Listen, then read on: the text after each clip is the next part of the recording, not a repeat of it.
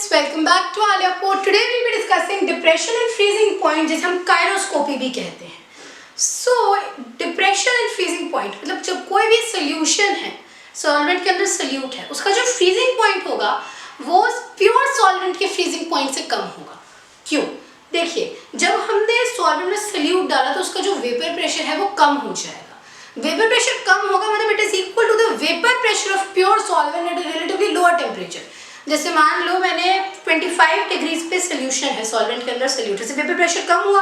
वो जो vapour pressure था वो एक्चुअली ओरिजिनल सॉल्वेंट का जो भी पी था वो 15 डिग्री सेल्सियस पे था.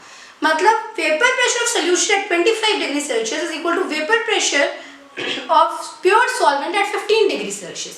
ऐसा फर्क फ्रीजिंग पॉइंट तक आने में भी लगेगा. फ्रीजिंग पॉइंट क्या होता है? The temperature at which solid and liquid exist in equilibrium, या फिर when the vapor pressure of solid and the vapor pressure of liquid are equal. जब दोनों बराबर हो जाएंगे तो फ्रीज हो जाता है. उस टेम्परेचर को फ्रीजिंग पॉइंट कहते हैं. और जब हमने सल्यूट डाल दिया, हम ऑलरेडी कम टेम्परेचर पे चल रहे हैं, तो फ्रीजिंग पॉइंट जो है वो और कम हो जाता है.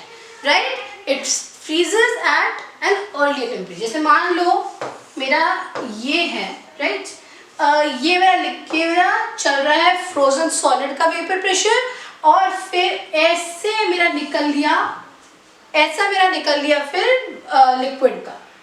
सॉरी, लिक्विड का ऐसे चल रहा है और फिर सॉलिड का तो कांस्टेंट है. सॉलिड का कैसे बदलेगा? सॉलिड सब्लाइम करना हो रहा है. फिर अज्यूमिंग कि सॉलिड सब्लाइम नहीं करता, राइट?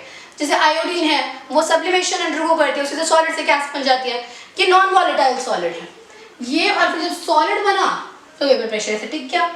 ये तो था प्योर सॉल्वेंट, लेकिन अगर यही सल्यूट और ये हुआ कुछ टेम्परेचर, ये टेम्परेचर, ये वेपर प्रेशर, हुआ कुछ टेम्परेचर TF0 पे, लेकिन जो मेरा प्योर जो सोल्यूशन है वो यहीं पे फ्रीज हो जाएगा कुछ टेम्परेचर TF पे.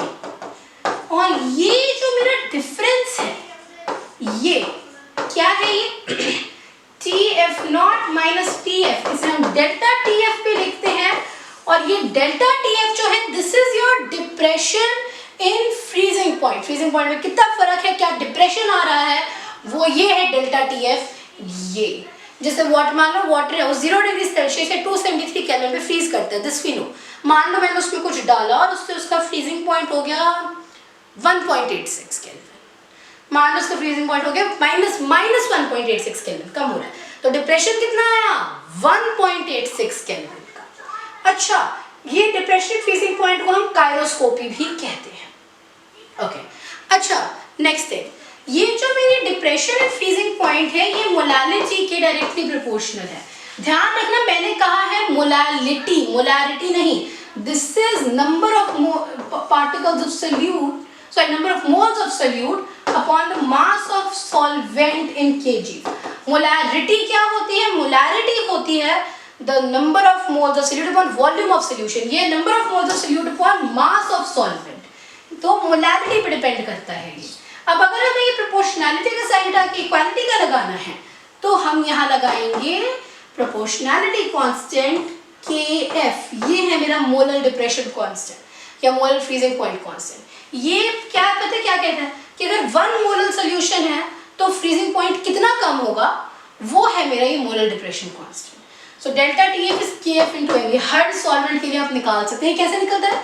मॉलिक्यूलर वेट इनटू R है universal gas constant, into TF का स्क्वायर, फ्रीजिंग पॉइंट का स्क्वायर, 1000 इनटू डेल्टा H, ये लेटेंट हीट ऑफ फ्यूजन. हमें पता है लेटेंट हीट क्या होती है? जब सॉलिड का लिक्विड बनता है, मेल्टिंग होती है, तो कुछ ऐसा पॉइंट आता है जब आप हीट करते जाते हो लेकिन टेम्परेचर नहीं बदलता. तब क्या होता है? सॉलिड के जो फोर्सेस ऑफ अट्रैक्शन है वो टूट रहे होते हैं और वो लिक्विड के लिए मूवमेंट और फ्री अप हो रही होती है. वो जो एनर्जी लेता है that is your latent heat of fusion. तो मान लो जो वाटर के लिए निकालना है, वाटर H2O, मॉलिक्यूलर वेट 80, अगर कैलोरीज में लेते हैं क्योंकि इसकी वैल्यू कैलोरीज में होती है 80 and that is very simple for calculations. Into water 0 degree Celsius, हम क्या किया हमने कि केल्विन में, SI यूनिट में, upon 1000 into 80. When you solve this, you will get 1.86 Kelvin kilogram per mole. Water का जो मोलर डिप्रेशन कांस्टेंट होता है दैट इज 1.86 केल्विन किलोग्राम पर। अच्छा, एक और छोटी सी चीज मैं भूल गई थी इसके बारे में, ये जो आपके डिप्रेशन फ्रीजिंग पॉइंट काइरोस्कोपी है, this is a colligative property. Colligative property होने का क्या मतलब है कि it will only depend on the number of particles of solute upon the number of particles in solution. It will not depend कि कैसे particles है, urea, ribose, glucose, sucrose, maltose, जो भी हो फर्क नहीं पड़ता, सिर्फ डिपेंड करेगा कि सोल्यूट के कितने पार्टिकल्स हैं अपॉन टोटल कितने पार्टिकल्स हैं। ऐसी प्रॉपर्टी हम कहते हैं कॉलिगेटिव प्रॉपर्टी, और ये डिप्रेशन फ्रीजिंग पॉइंट या काइरोस्कोपी एक कॉलिगेटिव प्रॉपर्टी है। ओके, तो हमने देखा delta TF is KF into molarity. KF क्या है आपका? मोलर डिप्रेशन कांस्टेंट या काइरोस्कोपी कांस्टेंट भी कहते हैं इसे।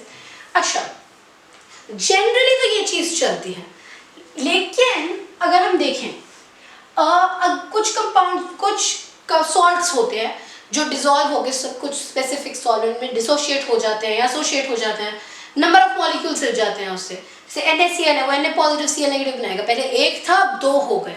ऐसे कंपाउंड्स में डिस्क्रिपेंसी आती है, वहां पे जो ऑब्जर्व्ड कॉलिगेटिव प्रॉपर्टी और कैलकुलेटेड कॉलिगेटिव प्रॉपर्टी उसमें फर्क होता है। तो observed colligative property upon calculated colligative property, इस चीज को हम कहते हैं आई, वैन हॉफ फैक्टर। इसमें मैं कलर ट्यूटोरियल बनाऊंगी, you can refer to that. ये आई क्या होता है? Observed property upon calculated. जब एसोसिएशन डिसोसिएशन होती है सो मॉलिक्यूलर मास की observed molecular mass upon calculated molecular mass. ये हम कैसे देखते हैं कि मान लो मेरा, अच्छा अनलेस अल्फा ना दिया हो, वी अज्यूम कि 100% डिसोसिएशन हो रही है to make things easier for you. Barium chloride BaCl2, जब ये डिसोशिएट करेगा तो क्या बनेगा मेरे पास? Ba2 पॉजिटिव और 2Cl नेगेटिव। कितने बने? एक था, यहाँ 3 बने, तो I हुआ 3। लेकिन अगर मान लो ये एक से शुरू किया तो कुछ अल्फा ही निकला, सो अल्फा यहाँ से गया, अल्फा 2 अल्फा, टोटल कितने हैं यहाँ? 1 + 2 अल्फा। शुरू कितने से किया था? 1, तो यहाँ पे जो I की वैल्यू होगी दैट विल बी 1 + 2 अल्फा। एनीवेज एक अलग ट्यूटोरियल बनाऊंगी, you can refer to that. तो जो प्रॉपर वैल्यू है ऑब्जर्व क्या होगा? I into calculated depression and freezing point, मेरा कैलकुलेटेड कितना था? KF इनटू मोलारिटी, और ये क्या है मेरा? जो डेल्टा TF। तो डेल्टा TF कितना आया? I into KF into molarity. तो क्विकली अगर हम रिकैप्चुलेट करते हैं, डिप्रेशन एंड फ्रीजिंग पॉइंट एक कॉलिगेटिव प्रॉपर्टी है। ये होता है, ये फॉर्मूला है directly proportional to molarity. KF ऐसे निकालते हैं, वाटर के लिए 1.86, वैन हॉफ फैक्टर आ जाए तो फिर ये फॉर्मूला होता है। So I hope you concept clear है। That was all for today's video. Good bye, thanks for watching.